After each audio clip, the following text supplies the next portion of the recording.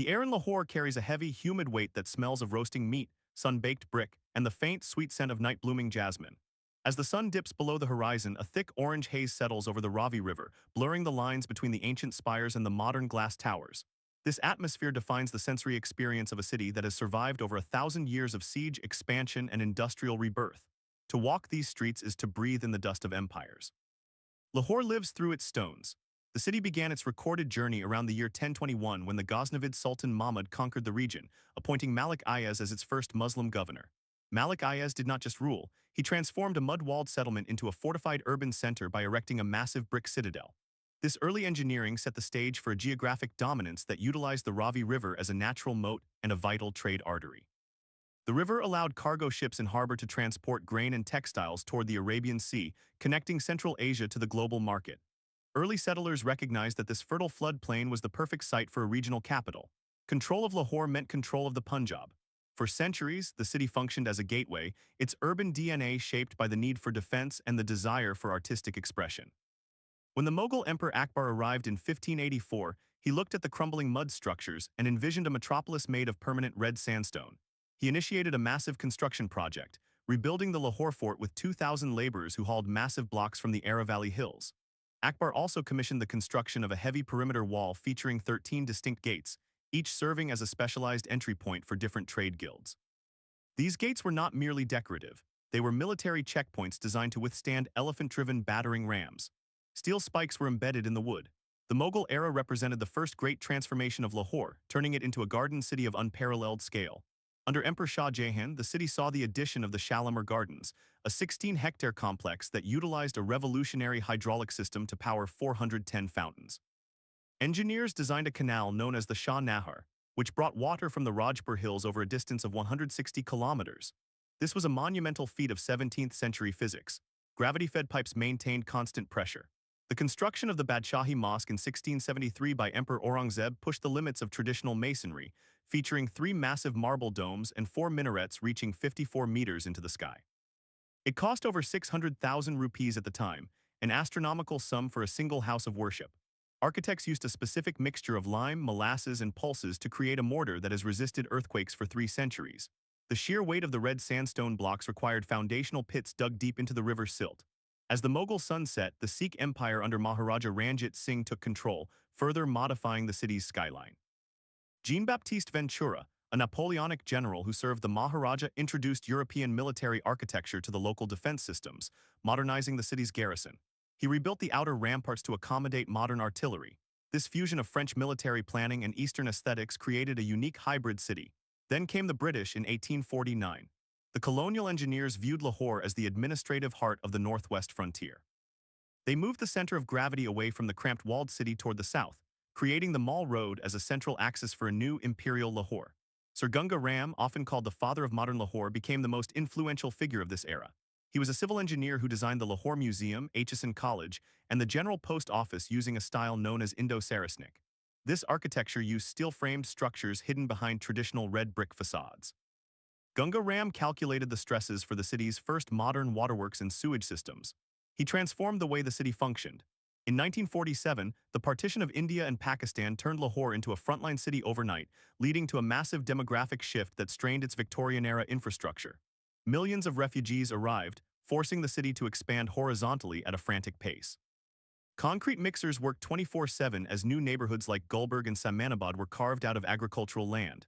The quiet, tree-lined boulevards were suddenly choked with traffic. Urban planners struggled to keep up. In the 1960s, the construction of the Minar-e-Pakistan, a 70-meter-tall monument, marked the city's modern identity. It stands on the site where the call for a separate Muslim state was first made.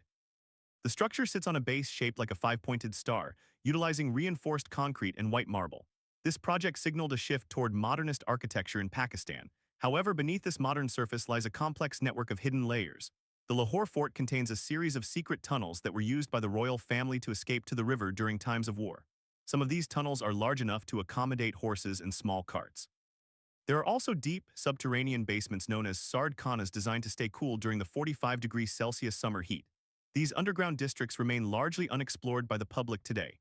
The city's water infrastructure is another hidden marvel, consisting of thousands of kilometers of underground pipes that draw from a rapidly depleting aquifer. Political power in Lahore has long been tied to the control of this water and the allocation of land. High-voltage power grids hum above the narrow alleys of the old city, where wires are often bundled in thick, dangerous knots. These systems keep the city alive. They are the invisible nerves of Lahore. In recent years, the city has undergone its most radical technological shift since the British era. The Orange Line metro train, completed in 2020 at a cost of approximately $1.6 billion, represents a massive leap in urban mobility. This 27.1-kilometer line is mostly elevated, featuring 26 stations that slice through the historical landscape. It can transport 250,000 passengers daily, reducing the reliance on the city's congested bus network.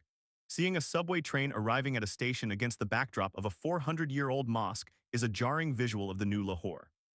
The construction required welding steel beams and pouring millions of tons of concrete over a 5-year period. It was a logistical nightmare.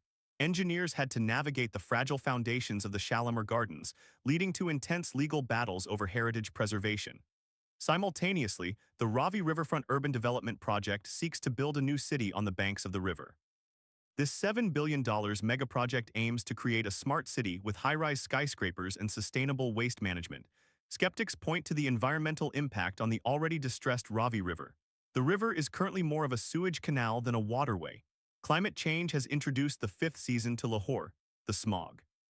Every winter, a cinematic fog over rooftops turns into a toxic blanket of PM2.5 particles, largely caused by industrial emissions and crop burning. Drone flying through clouds in December reveals a city almost entirely obscured by a gray shroud. This has forced the provincial government to experiment with artificial rain and smog towers to filter the air. These are the modern battles of a city that once worried about invading cavalry. Now, the enemy is invisible. Architects are now pointing at models that incorporate green spaces and vertical forests to combat the rising temperatures.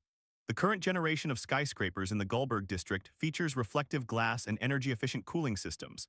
Despite these advancements, the soul of the city remains in the Androon Shehar, or the walled city. Here, the street width is often less than 3 meters. Pedestrians crossing busy intersections must navigate a chaotic mix of donkey carts, motorbikes, and luxury SUVs. This density is a challenge for modern sewage and fiber optic installation. Digital cables are often strung alongside ancient brickwork. The city is a living laboratory of urban evolution. Looking ahead, Lahore's survival depends on how it balances its 2,000-year-old heritage with the demands of a population exceeding 13 million people. The expansion of the highway cloverleafs and the rise of gated communities like Baria Town show a city pushing its boundaries further into the Punjab plains. Yet the center remains anchored by the Shahi Qila and the Badshahi Mosque. These structures are more than just tourist sites, they are the anchors of the city's identity. The future will likely see more elevated highways and perhaps a second metro line. Infrastructure is the new empire. Urban designers are currently working on plans to revitalize the historic core, removing the tangle of overhead wires and restoring the original Mughal-era drainage channels. This is an attempt to make the city walkable again. Construction crews are frequently seen restoring the delicate Kashikari tile work on the Wazir Khan Mosque. This mosque, built in 1634, is often called the mole on the cheek of Lahore for its beauty. The restoration uses the same traditional materials discovered in the original blueprints. It is a slow, meticulous process. Lahore's legacy is not found in a single building, but in its ability to layer the new over the old without losing its core. It has transformed from a mud fort to a Mughal capital, a British outpost, and finally a sprawling 21st-century megacity. Each era left a physical mark, from the red sandstone of the 16th century to the steel viaducts of the 21st. The city is a record of human ambition and resilience. It is a place where the sound of the call to prayer competes with the roar of a jet engine. This friction defines its energy. Lahore remains the cultural heart of Pakistan, a city that refuses to be quieted by time or technology. The stones of the Lahore fort will continue to stand as the skyscrapers of the future rise around them. This is the eternal cycle of the urban landscape. Cities are never truly finished. They are constantly being rewritten by the people who live within them. Lahore is a narrative of survival.